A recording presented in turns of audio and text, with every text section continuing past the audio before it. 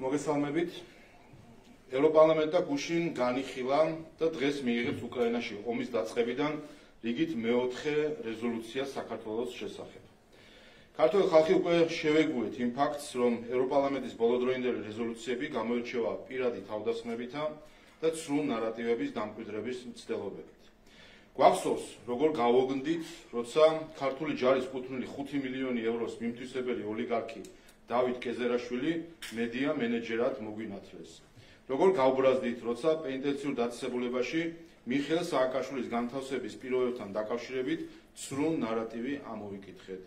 როგორი იმედგაცრუებით გაგვეღიმა, როდესაც ამერიკის შეერთებული შტატების უცხოეთის აგენტების რეესტში აღმოვაჩინეთ, რომ ევროპარლამენტის რეზოლუციების პროექტების შემუშავებაში თურმე ამერიკელი ლობისტები იყვნენ ჩართული. თუმცა რეზოლუცია, რომელსაც ევროპარლამენტი დღეს მიიღებს, ჩვენს ამ შეგუებულ იმედგაცრუებასაც მნიშვნელოვნად ცდება და როგორც სულისკვეთებით, ისე მისი შინაარსით საქართველოში ევროკავშირის ელჩის სიტყვები რომ გამოვიყენო, აღმაშფოთებელი, სამარცხვინო და ამაზრზენია. აღმაშფოთებელია რეზოლუციის ის ჩანაწერი, რომელშიც მოთხოვნილია ბიძინა ივანიშვილისთვის სანქციის დაწესება. ეს ევროპარლამენტის უკვე მესამე რეზოლუციაა, რომელთაც ცალკეული ძალები ევროკავშირის ოფიციალურ ინსტიტუტებს ბიძინა ივანიშვილზე თავდასხმისთვის და პირადი პოლიტიკური ანგარიშწორებისთვის იყენებენ. ადამიანზე, რომლის წვლით განსაზღვრელია იმაში, რომ მუდმივად ომის ქარცეშში გახვეული საქართველო უკვე წლებია ინარჩუნებს მშვიდობას და არ გახდა გეოპოლიტიკური დაპირისპირების ადგილი. ამასთან, როგორც ჩანს, რეზოლუციის ავტორები ხვდებიან, რომ ბიძინა ივანიშვილისადმი მათ აკვიატებულ ინტერესს უკვე სერიოზულობა აქვს დაკარგული და ამჯერად პრემიერ-მინისტრი ირაკლი კობახიძეც პირადად ახსენეს. დაბოლოს, სამარცხვინოა რეზოლუციის ჩანაწერი მიხეილ სააკაშვილზე, რომლითაც ევროკავშირის ოფიციალური ინსტიტუცია უკვე მერამდენედ უკანონო ზეწოლით ცდილობს მიხეილ სააკაშვილის სამართლიანი სასჯელისგან დახსნას. იმ ევროპარლამენტარებს, რომლებისთვისაც ამ რეზოლუციის მხარდაჭერა მხოლოდ სტატისტიკაა, შევახსენებ, რომ საუბარია ადამიანზე, რომელმაც ადამიანის უფლებათა ევროპული სასამართლოს აღიარებით საქართველოს ციხეებში წამების სისტემა შექმნა. დახურა ან ჯიბეში ჩაიდო ყველა ტელევიზია, რომლის რეჟიმის ტრაგიკული შედეგები მაშინდელ ციხეებში ასეულობით ათასმა ადამიანმა საკუთარ თავზე გამოსცადა. სამარცხვინოა, რომ ქართველ ხალხს 20 წელია იმ ევროპელი პოლიტიკოსების ყურება უწევს, რომლებიც ჯერ ხელისუფლებაში მყოფი მიხეილ სააკაშვილის დანაშაულებს ხელსაფარებდნენ, ახლა კი ევროპული ინსტიტუციების გამოყენებით სამართლიანი სასჯელისგან მის უპირობო დახსნას ცდილობენ. ამაზენია საქართველოს მიმართ რეზოლუციაში წაყენებული მოთხოვნა დაუწესოთ რუსეთს ორმხრივი სანქციები.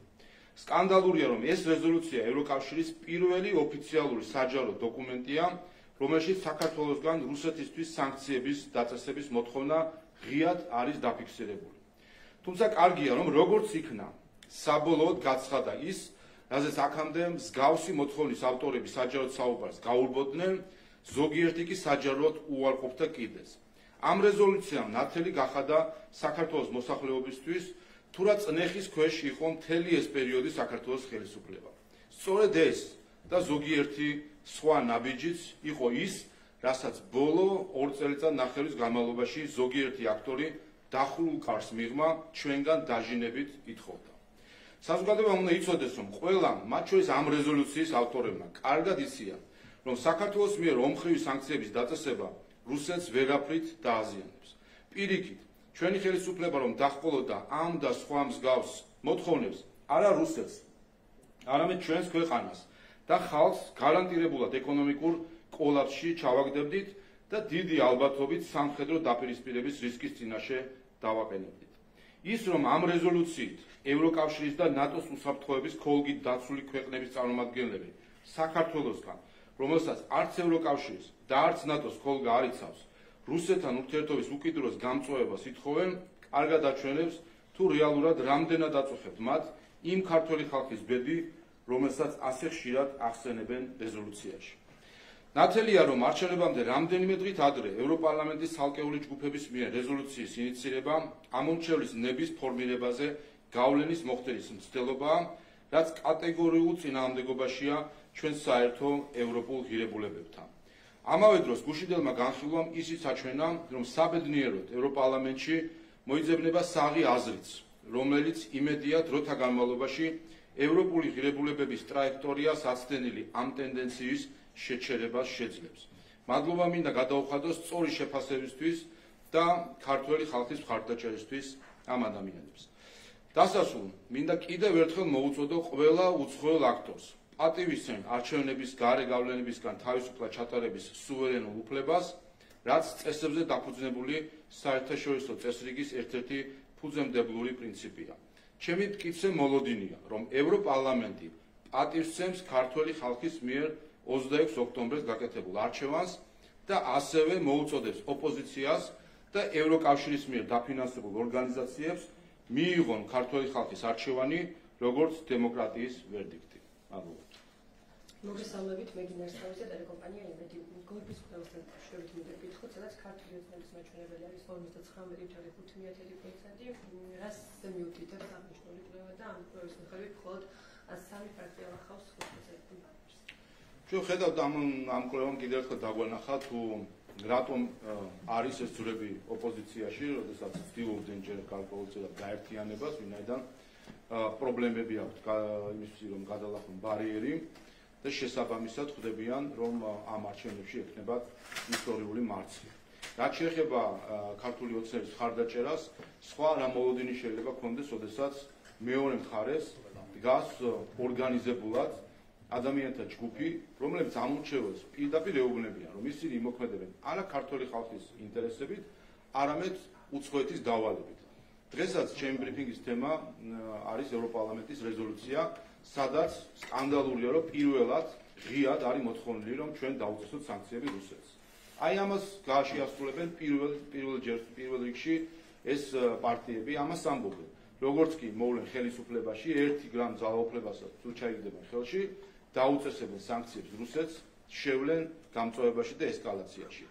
რეზოლუციაში წერია, რომ მიხეილ სააკაშვილი დაუყოვნებლივ უნდა გათავისუფლდეს. ამას გააკეთებენ ეს ძალები, თუ კი მოვლენ ხელისუფლებაში, დაუყოვნებლივ გაათავისუფლებენ მიხეილ სააკაშვილს, ადამიანს, რომელიც 100,000-ობით საქართველოს მოქალაქის ციხეებში გატარების და ასობით ადამიანის წამების სისტემის ორგანიზატორი არის. ამიტომ რა თქმა უნდა, ის მხარდაჭერა თუ პროცენტები, რომელიც მათ აქვს, ესეც კი გასაკვირია.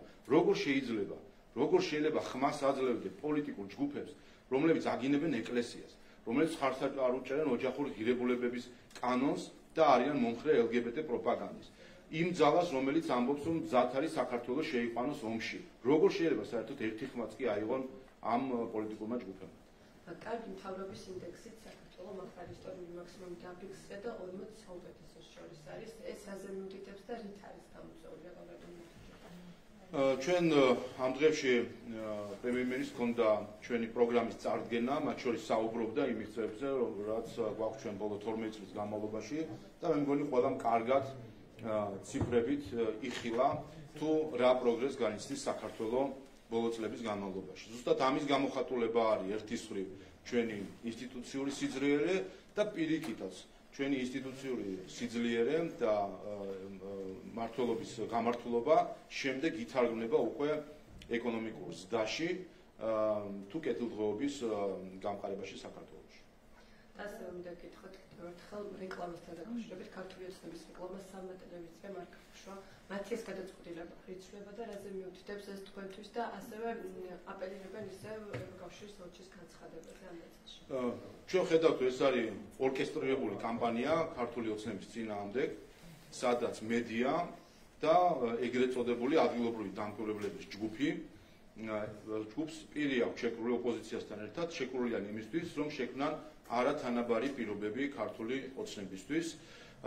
ხედავთ, რომ გასული არიან აბსოლუტურად სამართლებრივი შეფასებების ჩარჩოდან.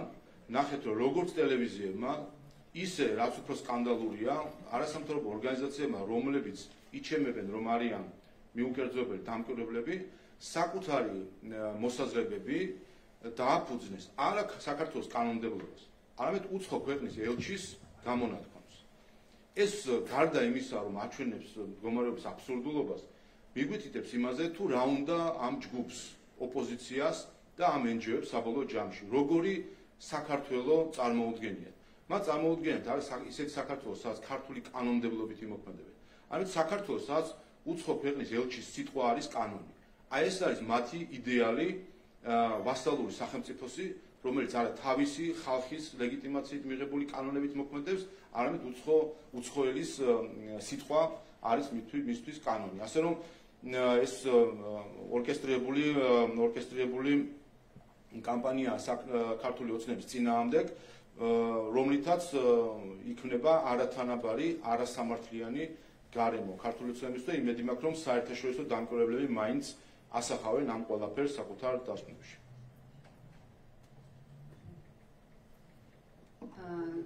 გამარჯობა, ქეთი მავრიკიშვილი, ტელეკომპანია პოზიტივი. მე მინდა გითხრათ ისევ რეზოლუციასთან დაკავშირებით რამდენიმე კითხვას დაგისვათ.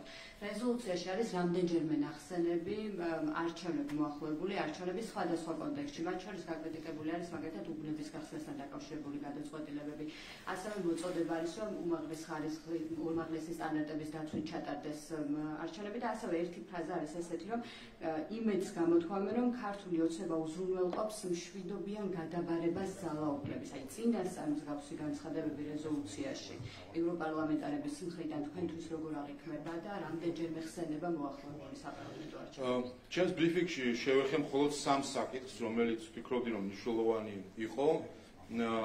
თუმცა მთლიანად ეს რეზოლუცია, რა თქმა უნდა, ამიტომაც შევაფასე ის განსაკუთრებით სკანდალურად იმ მხრივ, რომ მთლიანად ეს რეზოლუცია არის გამშვალული ცრუ ნარატივების სულისკვეთებით, რომელიც მათ შორის თქვენს ახსენეთ არჩევნებთან დაკავშირებით, უბნებთან დაკავშირებით, აი აბსოლუტური ცრუ ნარატივი, რომელიც ასეთი ტიპის დოკუმენტებით ვრცელდება.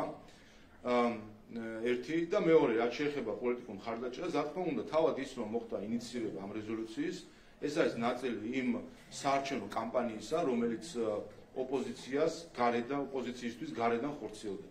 ჩვენ ხო ვაკვირდებით, რომ ოპოზიცია აქ თავად არც კი მუშაობს, თემებს ვერაფერს ვერ ქმნიან, ერთადერთი რაც ხდება, ყოველ დღე არის 1-2 განცხადება თუ რაიმე გამოხმაურება, რომელიც შემდეგ საარჩევნო დისკუსიის ნაწილი ხდება საქართველოში. ამაზე ცალკე ბრიფინგიც ჰქონდა მე ჩატარებული, სადაც ვნახეთ, რომ ერთი თვის განმავლობაში 90-ზე მეტი განცხადება იყო, დღეში 3-4 განცხადება კეთდებოდა საქართველოსთან დაკავშირებით, რაც გვაჩვენებს, ეს არის დაგეგმილი საარჩევნო კამპანია და ეს რეზოლუციაც არის სწორედ ამ საარჩევნო კამპანიის ნაწილი. ჩვენ ვნახეთ, ვინ არიან ინიციატორები, ეს ხალხი არის ნაციონალურ მოძრაობის გარე მფარველები, რომლებიც გვახსოვს ჩვენ, რომ ყოველდღიური მათი ასე ვთქვათ აქტივობა საქართველოსთან დაკავშირებით, ესენი არ არიან ქართული ხალხის მეგობრები, არიან მიხეილ სააკაშვილის მეგობრები და რა თქმა უნდა მათგან რაიმე სიკეთეს ქართული ხალხი არ მოელის. რაც შეეხება არჩევნების შედეგებს, მე ჩემ ბრიფინგში ვთქვი, რომ ეს ერთ-ერთი რისკი, რასაც ჩვენ ხედავთ და ვაკვირდებით, მათ შორის განსაკუთრებით ადგილობრივი არასამთავრობო ორგანიზაციების მოქმედება მიგვანიშნებს ჩვენ ამაზე, რომლებიც უცხოეთიდან ფინანსდებიან, რომ არის მზადება არა არჩევნების დღისთვის, არამედ არჩევნების შემდეგი პერიოდისთვის, რომ არ აღიარონ არჩევნები თავად მათ და შექმნან დესტაბილიზაცია საქართველოში, მათ შორის ამ სადამკვირვებლო ორგანიზაციების მონაწილეობით და ზუსტად ეს განცხადებებიც ამისკენ მიგვანიშნებს. ამიტომ კიდევ ერთხელ ჩემი მოწოდებაა, რომ ყველა მათ შორის ევროპელებმა კეთილი ინებონ და აღიარონ ქართული ხალხის არჩევანი, ვინაიდან ეს არის სწორედ ის, რასაც ჩვენ ევროპულ ღირებულებას უწოდებთ. თქვენ ახსოვთ პოზიტიური გზავნილები, რომელიც გუშინ გაჟღერდა ცალკეული ევროპარლამენტარების მხრიდან, მაგალითად რამდენიმე საუბრობს იმაზე, რომ არ უნდა ჩაერიოს ევროკავშირი საქართველოში და საქმეებში და საქართველოს მოუკეთებიან თავიანთი ინტერესები, ვიდრე ჩვენ ასეთი იყო, მაგალითად ჩეხი ევროპარლამენტარის განცხადება. ასევე მხარდაჭერა არის გამოხატული ზოგიერთი ევროპარლამენტარის მხრიდან ოჯახური ღირებულებებისა და რესპუბლიკელთა დაცვის შესახებ კანონის მიმართ, რომელიც ძალიან არის გაკრიტიკებული მაგალითად რეზოლუციაში და გაწევრისკენ მოგიწოდებენ ევროპარლამენტარები, ასევე გამჭირვალობის კანონთან დაკავშირებითაც, აი ამ პოზიტიურ განცხადებებს როგორ შეაფასებთ? მივესალმები, ვინაიდან ჩვენ სინამდვილეში რასაც ვაკვირდებოდი ბოლო პერიოდში ზოგიერთი ევროპელისგან, რომ თითქოს მრავალფეროვნებას მრავალფეროვნებისკენ მოუწოდებენ, ასე მრავალფეროვნებას აღადებენ და სინამდვილეში ერთფეროვანი, ერთ ნარატივში, ერთ დირექტივაში ჩამჯდარი ტექსტებით გვესაუბრებიან ხოლმე. ამიტომ მისასალმებელია, ჩვენ გუშინ ვიხილეთ, რომ ევროპაშიც თურმე არ ყოფილა ისე საქმე, რომ ოჯახური ღირებულებები არაფერს ნიშნავს, რომ სხვა ქვეყნის სუვერენიტეტში ჩარევა თურმე თანამედროვე ტენდენცია არის და უნდა შევეგუოთ ამას, ჩვენ გუშინ ვიხილეთ ადამიანები, რომლებიც ჭეშმარიტ ევროპულ ღირებულებებზე საუბრობენ. სხვა თემებთან დაკავშირებით გითხრათ ნაცმოძრაობის საარჩევნო ბანერებზე წარწერა არის ესეთი, აირჩიე ერთიანობა, მოიშორე ქართული ოცნება, ეს არის ქუჩებში, ნაცმოძრაობის ბანერები, არის თუ არა თქვენთვის ეს ზიზღის კამპანიის ნათელი მაგალითი? თავისთავად ესეც არის იმ პირის შეკვრის შედეგი, რაც ოპოზიციას და არასამთავრობო ორგანიზაციებს შორის ხდება, როდესაც არის პირდაპირ ზიზღის კამპანია წამოწყებული ქართული ოცნების წინააღმდეგ. ეს ბანერი არის მხოლოდ ერთ-ერთი გამოხატულება ამ ზიზღის კამპანიისა და ხედავთ, რომ არის აბსოლუტური ნული რეაგირება არასამთავრობო ორგანიზაციების ადგილობრივი დამკვირვებლებისგან და ჩვენ გვახსოვს მათ შორის უცხოელების განცხადებები ჩვენს კამპანიასთან და ხედავთ, რომ ჩუმად არიან ნაციონალურ მოძრაობასთან დაკავშირებით. ეს კიდევ ერთხელ აჩვენებს, თუ რატომ არ შეიძლება რომ უცხოელი იყოს აქტიური არჩევნებში. ამ დღეებმა ჩვენ ეს გვაჩვენა, როდესაც სხვადასხვა საელჩოების წარმომადგენლების აქტივობები ნახეთ. პირველი, მათ არ აქვთ იმისი ცოდნა, რომ გაერკვნენ თუ რა პოლიტიკური დინებები არის საქართველოში და კომპეტენტურად იმსჯელონ ამასთან დაკავშირებით და საბოლოო ჯამში გამოსდით ის, რომ შეიძლება რაც კეთილი განზრახვები კი ქონდეთ, მაგრამ საბოლოო ჯამში გამოდის ის, რომ არ იჭერენ იმ მხარეს, რომელიც არის ქართული ისტორიისთვის ცდარი მხარე, რაც ნიშნავს ნაციონალურ მოძრაობის და ოპოზიციის მხარდაჭერას. ჩვენ ხედავდით, რომ არის კრიტიკა ქართული ოცნების კამპანიისა ზოგიერთი უცხოელის მხრიდან და აბსოლუტური შტილი და სიჩუმე, როდესაც ხედავთ ზიზღის და ძალადობის კამპანიას ოპოზიციისგან, იქნება ეს ბანერები, იქნება ეს მივარდნები. ამ ზიზღის კამპანიის გამო ჩვენი ერთ-ერთი მხარდაჭერი გარდაიცვალა. გახსოვთ თქვენ გეგუჩის შემთხვევა და ამაზე ხმა არ ამოიღო არავინ. საიამ ისიც კი არ იკადრა, რომ თავის ანგარიში ჩაეწერა ეს. უარი თქვეს ადგილობრივ დამკვირვებლებმა, რომ ანგარიში ეს აესახათ. აი ასეთ ტენდენციებთან და გვაქვს ჩვენ საქმე, არის აბსოლუტური, ასე ვთქვათ, ფრონტი შეკლული ადგილობრივ დამკვირვებლებსა და ოპოზიციას შორის იმისთვის, რომ შექმნან არათანაბარი პირობები ქართული ოცნებისთვის. თუმცა ხედავთ და მათ შორის კვლევებიც ძალიან კარგად აჩვენებს, რომ პირიქით, ამის გამო ქართული ხალხი კიდევ უფრო ბრაზდება.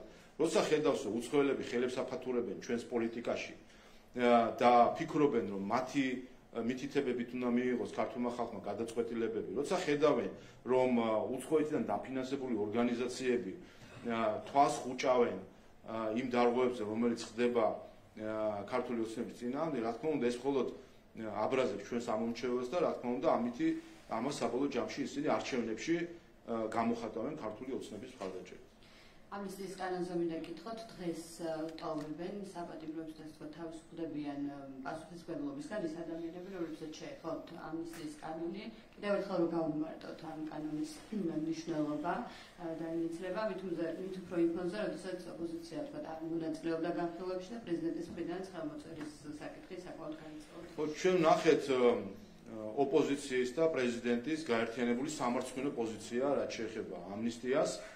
ნახეთო პრეზიდენტმა 2 კვირა დააგვიანა ხელმოწერა, დაკავებული იყო პოლიტიკური პერიპეტიებით, რომელიც მისი საქმე არ არის ნამდვილად და ადამიანებს და იმ ოჯახებს, რომლებიც ელოდნენ, რომ პატიმრები დაუბრუნდებოდნენ საკუთარ ოჯახებს, 2 კვირა ალოდინა ის, რომ ერთი ხელმოწერა დაესვა ამ კანონზე. აი ასეთ ადამიანებთან გვაქვს საქმე. ოპოზიცია მიცით, რომ მხარი არ დაუჭირა, ესეც აჩვენებს კიდევ ერთხელ მათ განწყობას რა არის, ისინი ხალხზე არ ფიქრობენ, ისინი უყურებენ რა დაკვეთა შემოვა უცხოეთიდან, უყურებენ რა რეზოლუციაში რა მითითებებს მიიღებენ, რომ შემდეგ შეასრულონ ეს მითითებები და არა ქართული ხალხის ნება. ბოლო კითხვას დაგისვამთ, ივანე ზოსიმეს უნიკალური ხელნაწერი ჩამოიტანეს თბილისში, ეს არის რომელიც სახელმწიფოს გადაეცემა ბიზნეს ივანიშვილმა ის გამოისყიდა აუქციონიდან და სახელმწიფოს გადაეცა, როგორ შეაფასებთ ფაქტს?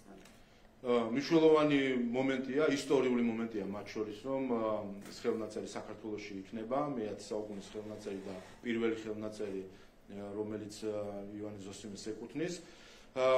თავისთავად ამ ხელნაწერს აქვს როგორც ქართული კულტურისთვის, ისე ზოგადად კაცობრიობის კულტურისთვის დიდი მნიშვნელობა. იცით რომ ქართული ტექსტის გარდა იქ არის არამეულ ენაზე შესრულებული ტექსტი, ამიტომ ეს უნიკალური ძეგლი არის არა მხოლოდ საქართველოსთვის, არამედ ბევრი მათთვის, ვინც დაინტერესებულია მსოფლიო ისტორიით.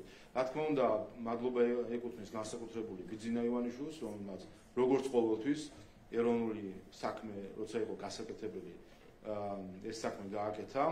მაინტერესებს ოპოზიციიდან და ჩვენი სანაკებო NGO სექტორიდან ვინმე მადლობას თუ გადაუხდის მას ამისთვის. ასეთი ტექსტის ერთი ფურცელი, რომელიმე საელჩოს რესტავრაციისთვის, რომ 3000 ლარი გაეღო, ეხლა იქნებოდა აჭრელებული მათი სოცქსელები, მადლობებით, უცხო ქვეყნის დროშების ფრიალით, რომ თურმე უცხოეთმა რაღაცა გაგვიკეთა. როდესაც ქართველი მეცენატი ასეთ უნიკალურ ხელნაწერს აბრუნებს საქართველოში. ვინმეს ერთი მადლობა თუ დასდება ოპოზიციისგან და იმ NGO-ებისგან, რომლებიც ამბობენ, რომ საზოგადოებას წარმოადგენენ. დავაკვირდებით, ნახავთ, რამდენად დარჩათ მათ რაიმე ნატამალი ქართველობისა, იმისთვის, რომ ერთი მადლობა მაინც გაიღონ ამ კეთილი საქმისთვის. გამარჯობა, რუსუდან დუმბაძე, TV პირველი. ბევრი კითხვა მაქვს რამდენიმე თემაზე. ერთი შეეხება ევროპარლამენტის რეზოლუციას. უბრალოდ მაინტერესებს, აი ჩვენ გვახსოვს წინა რეზოლუციები, როგორ იყო შეფასებული თქვენი მხრიდან და დღესაც აღნიშნავთ, რომ ევროპარლამენტი უკვე მე-4-ით იკრიბება, საკმაოდ მნიშვნელოვანი კვირებია თუ დღეები ახლა ევროპარლამენტში საქართველოსთვის, იმიტომ რომ იკრიბებიან მინისტრებით, შეიკრიბებიან და სხვათა შორის ჰერჩინს კი თქვა, რომ ეს არ არის კარგის ნიშანი. ეს ნიშნავს, რომ ევროპაში აღშფოთებულები თუ შეშფოთებულები არიან ქვეყანაში განვითარებული მოვლენების გამო. რა გამოდის, რომ ეს რეზოლუცია, რომელსაც დღეს კენჭს უყრიან, თქვენთვის აღარ არის ჩალის ფასის მქონე, რადგან ბრიფინგს მართავთ ამ თემაზე. მაინტერესებს თქვენთვის რა ძალა აქვს. მე შევაფასე ის როგორც აღმაშფოთებელი, სამარცხვინო და ამაზრზენი. და რა თქმა უნდა, სამარცხვინოა, როდესაც ევროპული ინსტიტუციების გამოყენება ხდება იმისთვის, რომ კრიმინალი სააკაშვილი, რომელმაც შექმნა წამების სისტემა, დაიხსნა ციხიდან. ეს არ არის სიძულველი.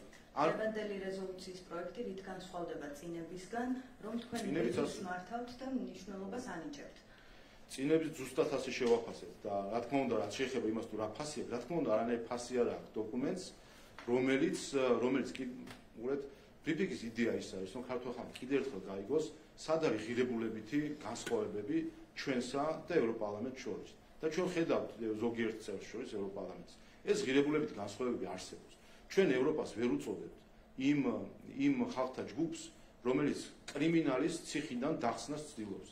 ეს მხოლოდ რეზოლუციების ნაწილია, რომელსაც ჩვენ ხედავთ, სადაც კიდევ ერთხელ ცდილობენ უკანონოდ სამართლიანი საშერისგან დაიხსნა წამების სისტემის შექმნელი ადამიანი. ყველას შევახსენებ, რომ წამება ეს ადამიანის უფლების ისეთი უფლებაა, რომელიც აბსოლუტურ უფლებებს განეკუთვნება. როდესაც რეჟიმი ქმნის წამების სისტემას და ამ რეჟიმს ხელს აფარებს ხალხი, ვინც თავს ევროპელს ეძახის და ყოველ მესამე დღეს თუ მეორე დღეს ოპოზიციის ტელევიზიებიდან მორწღვრავს იმასთან დაკავშირებით, თუ რა არის ევროპული ღირებულებები, აქ რა თქმა უნდა ჩვენ ვთქვათ, რომ ამას არანაირი კავშირი ევროპასთან რეზოლუციის ამ ნაწილს არ აქვს. როდესაც ჩვენ რეზოლუციაში ვხედავთ მოწოდებას და ეს არის კიდევ ერთხელ ამ ხრივაც მნიშვნელოვანი არის, რომ სკანდალური არის ეს დოკუმენტი, კიდევ ერთხელ ხაზს გაუსვა. ეს არის პირველი ოფიციალური საჯარო დოკუმენტი ევროკავშირიდან, რომელშიც არის მოწოდება, რომ საქართველოს დაუწესოს საანქციები რუსეთს. თქვენ გახსოვთ, ესეც დავასრულოთ, თქვენ გახსოვთ, რომ ამ კითხვას ყოველთვის ირიდებდნენ უცხოელები, რომ თითქოს და მათ შორის ხანდახან განმარტავდნენ ქართველები, ზოგიერთი პოლიტიკოსები, რომ არავინ ითხოვს საქართველოსგან რუსეთისთვის სანქციების დაწესებას, აი ხა ხო ვნახეთ, რომ რას ითხოვდნენ სინამდვილეში დახურულ კარს მიღმა. ზუსტად ამაზე მიდიოდა 2 წელი ზეწოლა საქართველოს ხელისუფლებაზე, რომ რაიმენაირად დაეყოლებინათ ჩვენი ხელისუფლება, რომ სანქციები დაგვეწესებინა რუსეთისთვის და ამისთვის ამით რუსეთი კი არ დაგვეზიანებინა. სინამდვილეში დაგვეზიანებინა ჩვენი ქვეყანა. და ახლა ამ ყველაფრის შემდეგ ევროპარლამენტი რომ წერს ამ წინადადებას ამ რეზოლუციაში, რა თქმა უნდა, ეს სამარცხვინო და ამაზენი ფაქტია. ბუნებრივია თქვენ შეგიძლიათ რეზოლუციის კონკრეტული ნაწილები გააკრიტიკოთ, ამის სრული უფლება გაქვთ, რაღაცები არ მოიწონოთ, მით უმეტეს, როცა ეს თქვენ მიმართ არის კრიტიკული. მაგრამ ერთი კითხვა მაქვს, ამ რეზოლუციებს ვიდრე მიიღებენ, დებატები გაიმართა გუშინ. ბიძინა ივანიშვილი შეადარეს ლუკაშენკოს, ქართული ოცნება ავტოკრატიულ რეჟიმს და თითქმის ყველა გამოსვლაში, ვინც თქვენ გაკრიტიკებდათ, საუბრობს თქვენზე, როგორც ანტიდემოკრატიულ ხელისუფლებაზე. გახსენდებათ ასეთი მწვავე ქსავნილები და ეს თქვენს რეპუტაციას რა გავლენას მოახდენს თქვენს რეპუტაციას? გახსენდება კი უარესების მოგუსმენი ამ ხალხისგან. ამაზე უარესების მოგუსმენი ამ ხალხისგან, ხალხი რომელიც არის მიხეილ სააკაშვილის მეგობარი, მისგან კარგი როგორ უნდა მოვისმინოთ და მთელი პარადოქსი და ირონია ის არის, რომ ქართველი ხალხი გუშინ ევროპარლამენტის ტრიბუნიდან ისმენდა კრემლზე საუბარს თუ დაბრალებას ხალხისგან, რომელიც რუსული აქცენტით საუბრობდა იქიდან და რომლებიც პოლიტიკაში ფეხი აიდგეს გორბაჩოვის პერესტროიკის დროს. აი ეს ხალხი რუსული აქცენტით გორბაჩოვის პერესტროიკის დროს პოლიტიკაში შემოსული ხალხი ევროპარლამენტის ტრიბუნიდან ჩვენ ქართველებს რო გვესაუბრება კრემლზე, რუსულ გავლენებზე, ეს უბრალოდ სასაცილო არის ყველაფერს თავი დავანებოთ. საინტერესო პასუხია. ერთი კითხვა მაქვს ასევე. აი ამბობთ, რომ ნაციონალური მოძრაობის მეგობრები არიან ისინი. თქვენ მეგობრებად მიიჩნევთ აი იმ ევროპარლამენტარებს, ვინც გუშინ პირიქით შეაქო ქართული ოცნების მიერ მიღებული კანონები და მისი პოლიტიკა. ჩვენ პოლიტიკურ მეგობრობას არ ვესწრაფით, ჩვენთვის მნიშვნელოვანი არის ჩვენთვის მნიშვნელოვანი არის ის თუ რა შედის ქართული ხალხის ინტერესებში და რა მიზნებია ქართულ ხალხს. ვინც ხარს დაუჭერს ქართულ ხალხს, ეს ყოველთვის იქნება მისასალმებელი. აი, იცით ვინ არიან ევროპარლამენტარები, რომლებიც გუშინ ევროკავშირი გააკრიტიკეს და ოცნება შეაქეს. აი, მაგალითად ერთ-ერთი, აი ჩეხი ევროპარლამენტარზე საუბრობდა ჩემი კოლეგა, ასევე იყო ფრანგი ევროპარლამენტარი, ტიერი მარიანი, ეს არის პატრიოტები ევროპისთვის ჯგუფის წარმომადგენელი და ყველა ევროპარლამენტარი, ვინც გუშინ ქართული ოცნების სასარგებლოდ საუბრობდა, არის ულტრამემარჯვენე იდეოლოგიის მქონე, მათ შორის ტიერი მარიანი, ვინც მე ვახსენე, 2015-ში ანექსირებულ ყირიმში იმყოფებოდა, შემდგომ რუსეთში იმყოფებოდა და შემდგომ თქვა, რომ ევროპას არ აქვს საფუძველი რუსეთს ეს სანქციები შეუნარჩუნოს. ანუ რუსეთის მაქებარი ულტრამემარჯვენე პარტიების წარმომადგენლები გაქებენ. თქვენ შეიძლება მეგობრებად არ მიიჩნევთ, მაგრამ ფაქტი ეს არის, რომ მხოლოდ ისინი გაქებენ. აი ეს არის ზუსტად სინამდვილეში აქ მოძებნით თქვენ სად არის საძირკველი თუ საფუძველი იმ პრივიტიული დისკურსისა, რომელიც უნდათ რომ მოახვიონ სამყაროს და დაყონ კრიტიკოსები მიაყენონ პრორუსის იარლიყი და ამით დახურონ ნებისმიერი საუბარი. ასეთი მარტივი მიდგომები და პრიმიტიული მიდგომები საიდან მოდის საქართველოში, ეს ხო აჩვენებს საერთო ჯამში რომ იარლიყების მიკერებით ხდება კრიტიკოსების გაჩუმება. ამიტომ მნიშვნელობა იმას კი არ აქვს ამ შემთხვევაში ვინ რა საუბრობს და თან როცა საუბრობთ იმ საკითხებზე, რაც არის ელემენტარული. თქვენთვის მნიშვნელობა აქვს ვინ იტყვის, რომ კრიმინალი უნდა იჯდეს ციხეში. თუ თქვენთვის ფაქტს აქვს მნიშვნელობა. ის რომ ვინც არ უნდა იყოს, როცა ადამიანი აი ხო წერია. აი სააკაშვილის წამების სისტემის უყურეთ, საერთოდ როგორ შეიძლება საიმე ევროპულობასთან ახლოს იყოს ნებისმიერი ადამიანი, რომელიც წამების სისტემის შექმნელს სამართლიანი საშერისგან შექმნილი სამართლიანი საშერის დახსნას ცდილობს. რაიმე შეიძლება ამ ადამიანებს დაასახელეთ ნებისმიერი თანამდებობა და გვარი ამ ადამიანებისა, შეიძლება რაიმე ახლოს იყვნენ საერთოდ ევროპულობასთან და შეიძლება ევროპულობასთან როცა ევროპულობასთან თქვენ ეჭუგეპარებათო სააკაშვილი თქვენ ეჭუგეპარებათო სააკაშვილი დამნაშავე რა თქვენ როგორც საქართველოს მოქალაქეს ეჭუგეპარებათ რომ წამების სისტემა ქონდა შექმნილი მიხეილ სააკაშვილის მაგაზია ზუსტად დავა როდესაც მიხეილ სააკაშვილი რომელიც ციხეში ზის ადამიანი რომელმაც ქვეყანაში წამების ადამიანის უფლებების ფეხბურთში გათვლილი სისტემა შექმნა ამ ადამიანს აი ეს რუსული აქცენტით მოსაუბრე პერესტროიკის დროინდელი პოლიტიკოსები გეუბნებიან რომ ის არის დემოკრატიის შუქურა ამას თქვენ როგორც ქართველი ადამიანი როგორ ეგუებით და საერთოდ როგორ ფიქრობთ შემდეგ ამ ადამიანებზე როგორც ევროპულობაზე რა შეიძლება ქონდეს საერთო ევროპასთან იმ ადამიანებს რომლებიც მოგვიწოდებენ საქართველოს მრავალჯერ ომგამოვლის საქართველოს რომ რუსეთს დაუწესოთ ორმხრივი სანქციები. ამას საერთოდ რაიმე კავშირი აქვს ევროპულ დამოკიდებულებებს და როდესაც ხდება ივანიშვილის დასაწერია. რაც შეეხება ივანიშვილს უკვე მესამედ ვისმენთ ამას რეზოლუციაში აქ არაფერი ახალი არ არის პირიქით მე მგონი უკვე თავის თავს სასაცილოდ ხდიან იმით რომ გამუდმებით ამაზე საუბრობთ. კარგი. ამ თემაზე მოვრჩი. ერთი კითხვა მაქვს ასევე თქვენ გორბის კვლევაზე ისაუბრეთ. ერთია რა რეიტინგებს აცხადებს რომელიმე კვლევა ნებისმიერი, მაგრამ ჯერ ჩვენ მაინც არ ვიცით რა შედეგით დასრულდება. ხომ, როდესაც საუბრობთ არჩევნებზე, კაცმა არ იცის როგორ დასრულდება. აი ისე რომ დასრულდეს, რომ თქვენ ოპოზიციაში მოგიწიოთ გადასვლა. ცივილურად ხელისუფლების გადაბარების გეგმა არსებობს თეორიულად ქართულ ოცნებაში. თქვენ მზად ხართ ამისთვის? თქვენ ხედავთ რა არის კვლევების შედეგები, თქვენ ხედავთ რა არის ადამიანის განწყობები, რა თქმა უნდა, წარმოუდგენელია, რომ ქართულმა ხალხმა ხარი დაუჭიროს, როგორც წარმოგიდგენთ, ქართულმა ხალხმა ხარი დაუჭიროს იმ პოლიტიკურ კონგლომერატს, რომელიც ამბობს, რომ ქართული ხალხის დაკვეთით კი არ იმოქმედებს, უცხოელების ნებასრულის გამახორციელებელი იქნება. მაშინ უნდა ეს ქვეყანა დავხუროთ და დავიშალოთ. თუ კი ჩვენ ფიქრობთ, რომ ქართული ხალხი ხარს დაუჭერს და მანდატს მისცემს იმ ძალებს, რომელიც ამბობენ, რომ იმოქმედებენ უცხო ქვეყნების უცხო ძალების დაკვეთით, აქ უკვე არ მიკითხავს თქვენს პროგნოზზე, ხომ არ მიკითხავს. ჩვენ არ ვიცით, როგორ ჩატარდება არჩევნები. უბრალოდ რა შედეგით დასრულდება. თქვენ ხართ ოპტიმისტურად განწყობილი და დარწმუნებული ხართ თქვენი გადმოსახედიდან ვინ რას აირჩევს, მაგრამ ჩვენ ხომ არ ვიცით. შედეგი არჩევნებს იმიტომ ვატარებთ, რომ გავიგოთ. თუ ისე მოხდა, რომ ოპოზიციაში გადასვლა მოგიწიათ, ხელისუფლებას აქვს თუ არა გეგმა, რომ ხელისუფლება მშვიდობიანად გადააბაროს. აი მაგალითად 2012-ში როგორც მოხდა, ივანიშვილს ჩამოართვეს ხელი და გადაიბარა ხელისუფლება. ასე ემზადებით, ასეთი მზაობა გაქვთ როგორც პარტიას. უბრალოდ ხომ არსებობს გონიბრულობის რაღაცა ზღვარი და ჩარჩოები. თქვენ უშვებთ იმას, რომ რა ქვია, პარტია ჩვენ, ხო, რომ მან გაიმარჯვოს. აი რა უნდა გავაკეთოთ, თუ კი პარტია ჩვენ გაიმარჯვოს. შეიძლება ასეთ საკითხებზე ვიძინოთ, რაც არის გონიბრულობის მიღმა. ბატონ შალვა, ქართულ ოცნებას აქვს თუ არა რაიმე გეგმა თეორიულად განიხილავს თუ არა? აი თეორიის გამო რიცხვად შეგიძლიათ თეორიულად განიხილავთ თუ არა, რომ თუ კი ოპოზიციაში გადახვალთ, გადააბაროთ მშვიდობიანად. აი მაგალითად პრეზიდენტი მზაობას გამოთქვამს, რომ ამ პროცესში იყოს შუამავალი ნაცადე. კიდევ ერთხელ, ხომ უნდა გონიბრულობის ფარგლებში ვიფიქროთ. როგორც არ უშვებთ თქვენ, რომ პარტია ჩვენ მოვა ხელისუფლებაში, ასევე გონიბრულობის ფარგლებში მიღმა არის, რომ დაუშვათ, რომ მის პოლიტიკური ჯგუფები, რომლებიც ამბობენ, რომ ქართულ ხალხს კი არ მოემსახურებიან, უცხო ძალებს მოემსახურებიან, ისინი მოვიდნენ ხელისუფლებაში. ანუ თქვენ თეორიულადაც არ უშვებთ, რომ შესაძლოა სულ სხვა შედეგი დაიწყოს. გონიბრულობაზეა საუბარი.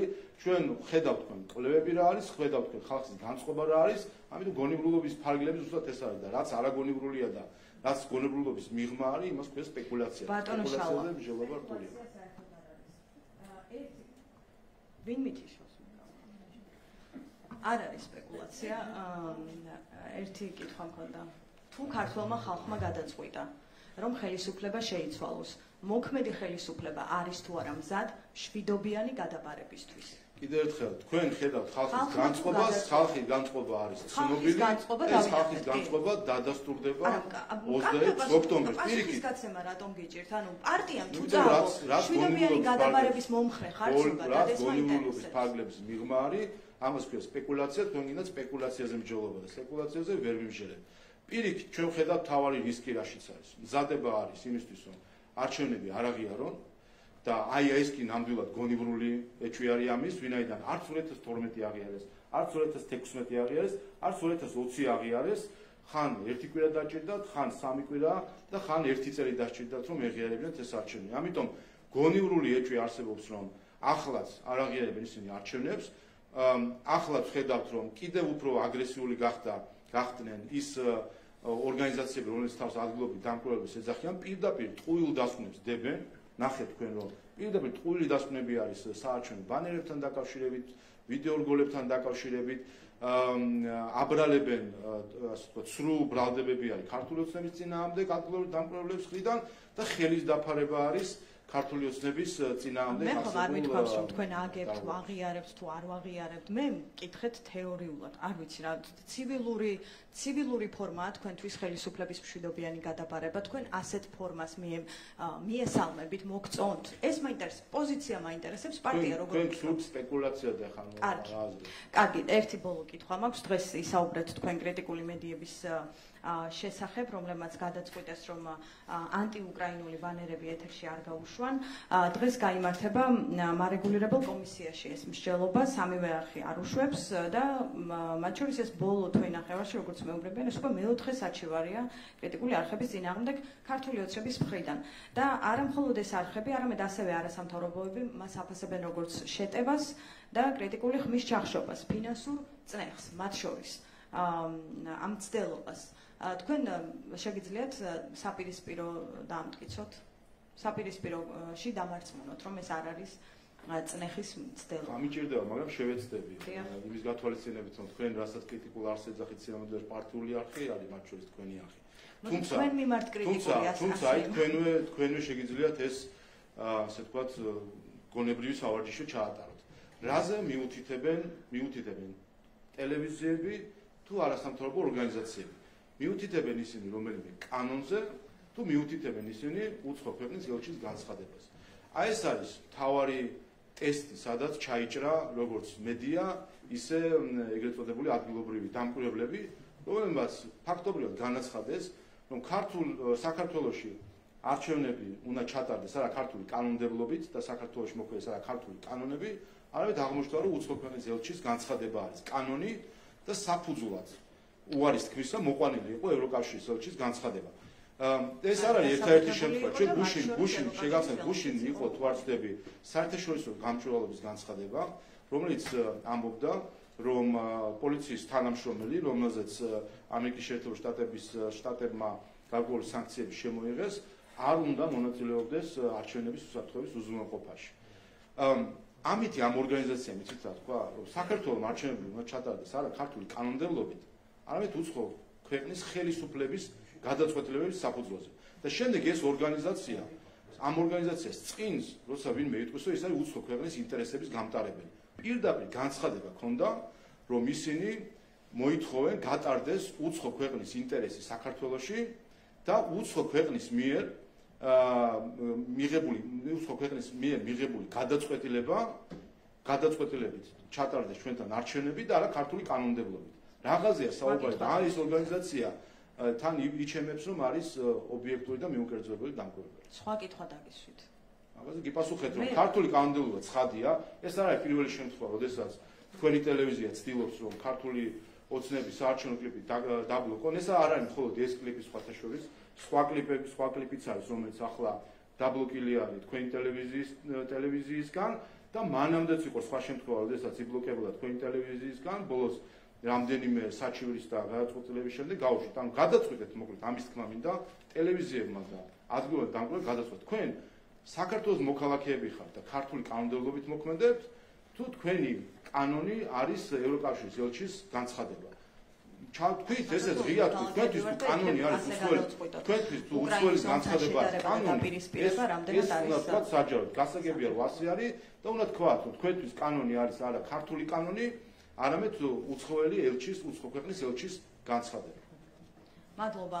ბატონო შავა, გამარჯობა.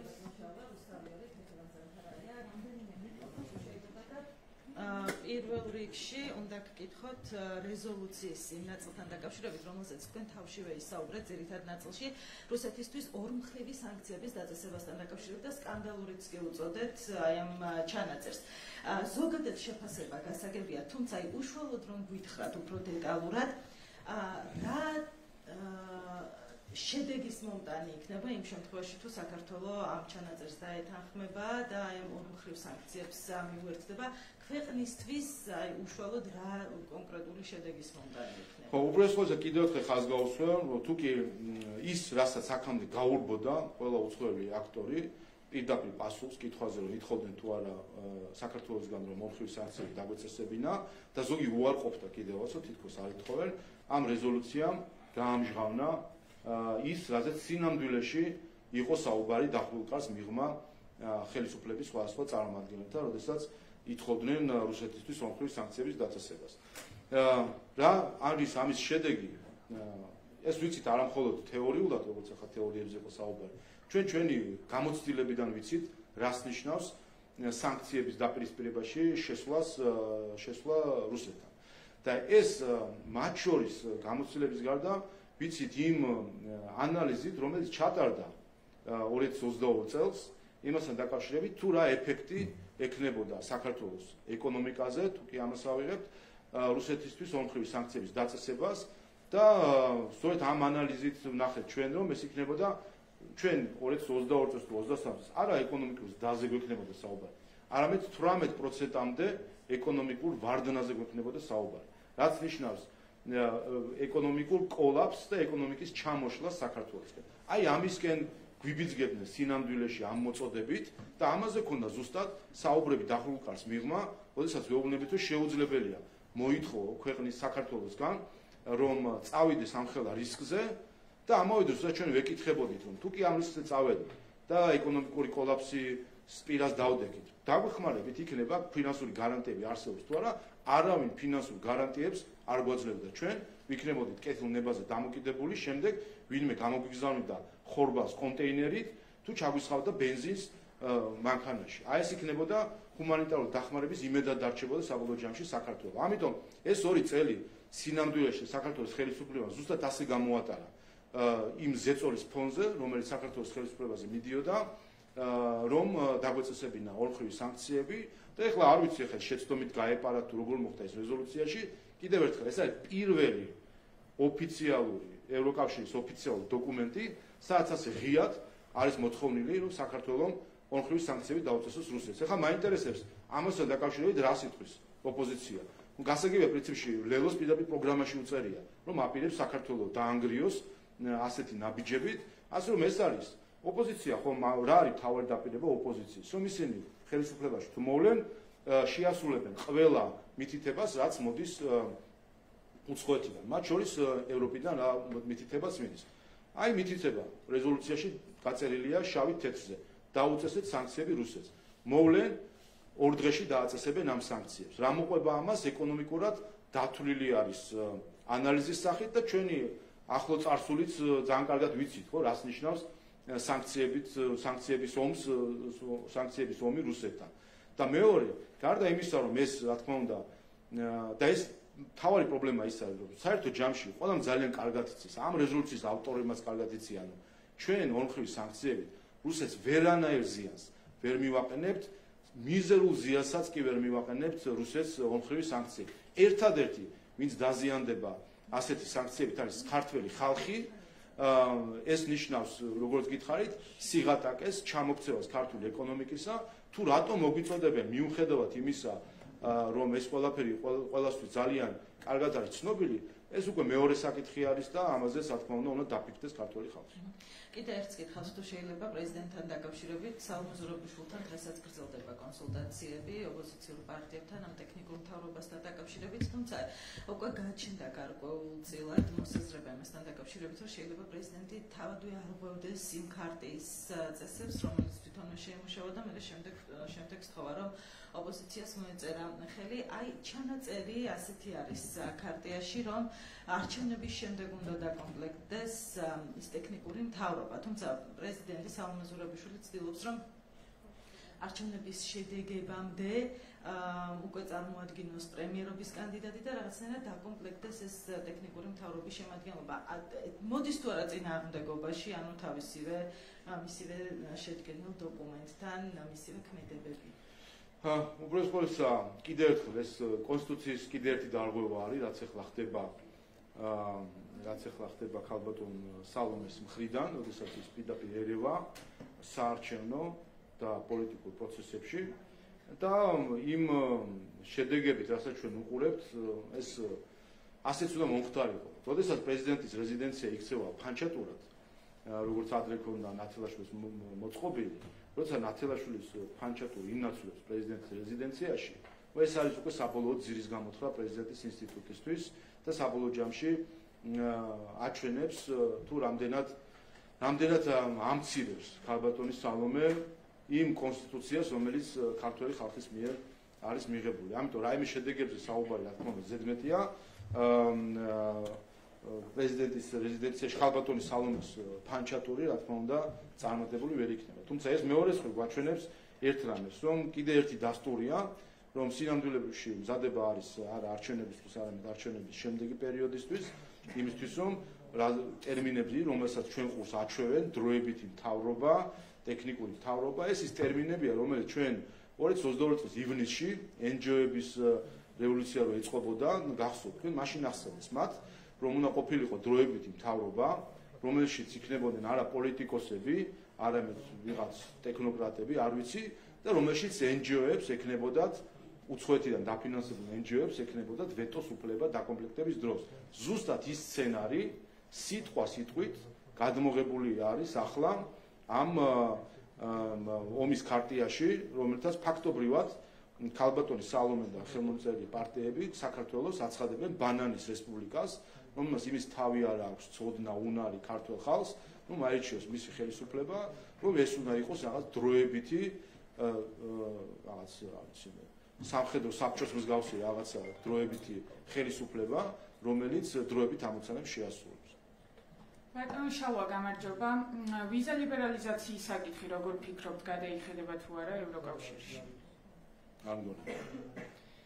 გუშინაც მათ შორის მოსმენილი გექნებოდათ ევროპარლამენტარების გზავნილები გაჟღერდა ვიზა ლიბერალიზაციის შესაძლო გადახედვის საკითხთან დაკავშირებით და ითქვა პირდაპირ, რომ თუ ქართული ოცნების მხრიდან გაგრძელდება ანტიდემოკრატიული ნაბიჯების გადადგმა, მაშინ დღის წესრიგში ამ საკითხს დავაყენებთო. მაინც არ გაქვთ მოლოდინი, რომ შეიძლება მართლა უვიზო რეჟიმი შეგვიჩერდეს?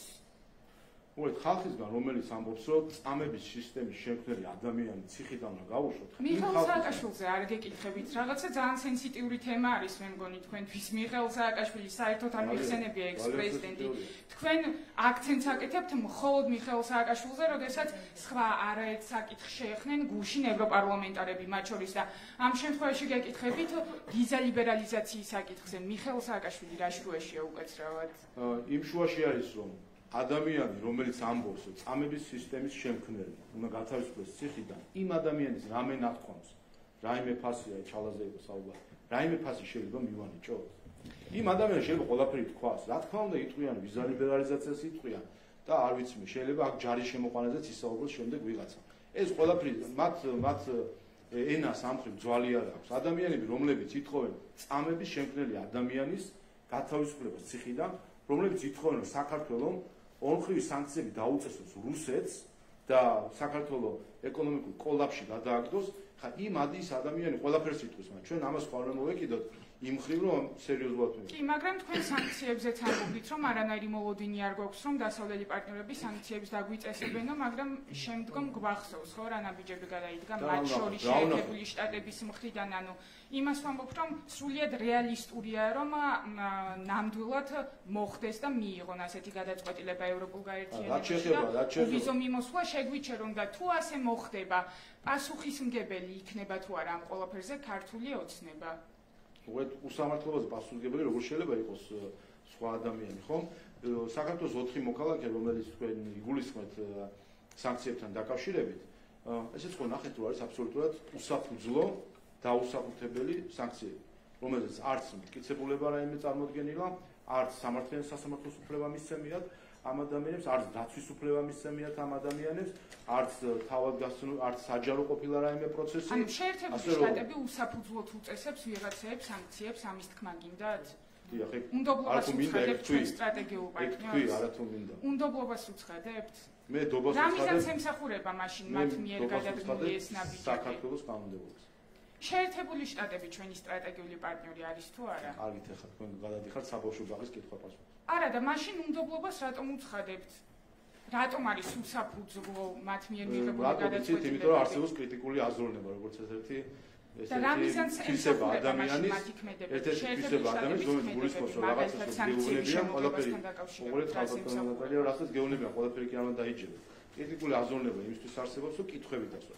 როცა გეუბნებიან, რომ თქვენი თქვენმა თანამოქალაქემ რაღაცა დაარღვია, რაღაცა. ამას კრიტიკული აზროვნების მქონე ადამიანი მოაყოლებს კითხვას, რომ კი, მაგრამ რა დაარღვია და იქნებ მტკიცებულება მაჩვენო. ჩვენ ასეც მოვიქეცით, ჩვენ ვიკითხეთ ბევრჯერ. იქნებ მტკიცებულებები გვაჩვენოთ თქო. და ამის პასუხად იყო ნული რეაქცია. არც ერთი მტკიცებულება არ წარმოდგენილა. ერთი და მეორე, რაც განამდვილებით ვიცით, რომ ეს სანქციები ამ 4 ადამიანზეც საუბრობთ. არის სისხლის სამართლის სანქციის დონის და სიმძიმის სანქცია და რა თქმა უნდა, როდესაც ასეთი გადაწყვეტილება მიიღება, ადამიანის უფლებათა საყოველთაო სტანდარტი და ქართული კანონმდებლობა მათ შორის ამბობს, რომ საჭირო არსებობდეს სამართლიანი სასამართლო, დაცვის უფლება, მტკიცებულების წარმოდგენა, საჯაროობა პროცესის და ასე შემდეგ. არც ერთი ეს მოთხოვნა არ არის დაკმაყოფილებული ამ შემთხვევაში. კარგი, და ამ შემთხვევაში აი გუშინაც კიდევ ერთხელ მოვისმინე დასავლელი პარტნიორების მხრიდან ითხოვენ ბიძინა ივანიშვილის დასანქცირებას. ამაზე რას ფიქრობთ და რამდენად რეალურია, რომ მართლა მოხდეს მისი და მისი ოჯახის წევრების დასანქცირება? მე ჩემს ბრიფინგში ეს შევაფასე როგორც აღმაშფოთებელი, ვესესხე რა ევროკავშირის ეალს მისი სამწვეროვანი გამონათქვამიდან აღმაშფოთებელია, რა თქმა უნდა, როდესაც ხდება პირადი პოლიტიკური ანგარიშსწორების მიზნით ევროკავშირის ინსტიტუციების გამოყენება და ზუსტად ამასთან გვაქვს ჩვენ საქმე. ანუ თქვენი ეზით გარიგებულები არიან ეს ევროპარლამენტარები ვინმესთან? თუ რატომ ფიქრობთ, რომ ისინი უსამართლო რის საფუძველზე აკეთებენ ასეთ მე არ ვიცი, რატომ აქვთ ასეთი გზავნილები, თუ სრულიად უსაფუძვლოა? არ ვიცი მე ვინდრობისთან არის გარიგებული, თუმცა რაღაცებს ჩვენ ვხედავთ, მათ შორის ჩვენ გვახსოვს წინა რეზოლუციების დროს გახსოვთ შემდეგ სკანდალურად გამსკვდარი ამბავი ამერიკის უცხოეთის აგენტების რეესტრიდან ამონაწერი, სადაც ნახეთ, რომ თურმე ამერიკელი ლობისტები ყოფილან, ამერიკელი ლობისტები ევროპარლამენტის რეზოლუციის პროექტების შემუშავებაში. არ ვიცი ხა ამ ანუ შესაძლოა ეს ევროპარლამენტარებიც მოსყიდულები იყვნენ, უშვებთ თეორიულად ამის შანსს? მე ვერაფერს ვერ დაუშვებ ამასთან დაკავშირებით, მე ვიცი რა არის შედეგი. ის ტექსტი შეუძლებელია სამართლიანი ევროპელი ადამიანი ითხოვდეს მიხეილ სააკაშვილის გათავისუფლებას. ისევ მიხეილ სააკაშვილი. არა, იმიტომ რომ ხო შედეგებით ვაყანოთ. თქვენ არც თქვენ და არც მე ხომ არ ვიცით რა მოხდა კულისებში. ჩვენ ვიცით რა დაწერეს ფურცელზე. ფურცელზე დაწერეს, რომ წამების სისტემის შემქმნელი უპირობოდ უნდა გათავისუფლდესო. ამ ტექსტის, ვისაც ხელში კალამი ეჭირა და ამ ტექსტს წერდა, იმ ადამიანს ჩვენ ევროპელს ხო ვერ უწოდებთ. აი ჩვენ რომ ვამბობთ ევროპა ეს არის ღირებულებითი კავშირი. ამას რაიმე ღირებულება არა თუ ევროპულთა ადამიანურ ღირებულებასთან საერთოდ რამე კავშირი აქვს დამნაშავის წამების სისტემის შემქმნელის, რომლის რეჟიმსაც 100,000-ობის ადამიანმა გამოიარა ციხეებით, ამ ადამიანზე ითხოვდა უპირობო გათავისუფლებას. ეს ანტიევროპა არის როგორც ასეთი, ამიტომ რეზოლუციის ეს ჩანაწერები სინამდვილეში არის ანტიევროპული ჩანაწერები. გამარჯობა, საზოგადოებრივი მაუწყებელი, მოკლედ დავსვამ შეკითხვას. ორშაბათს დაანონსეთ პრეზიდენტის იმპიჩმენტთან დაკავშირებით, რომ საკონსტიტუციო წარდგინება მომზადდება, თუ შეგიძლიათ ეს რომ განგვიმარტოთ, როდის მომზადდება კონკრეტულად და რა პროცედურებს მოიცავს?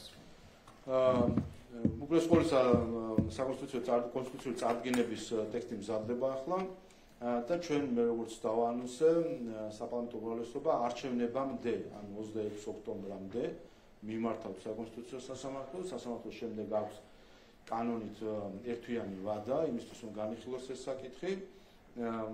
შემდეგ უკვე როდესაც ახალი პარლამენტი შეიკრიბება, ამასობაში გადაწყვეტილებაც იქნება და ახალი პარლამენტი პირველივე სხდომებზე გადააყენებს ქალბატონ სალომეს პრეზიდენტის თანამდებობა.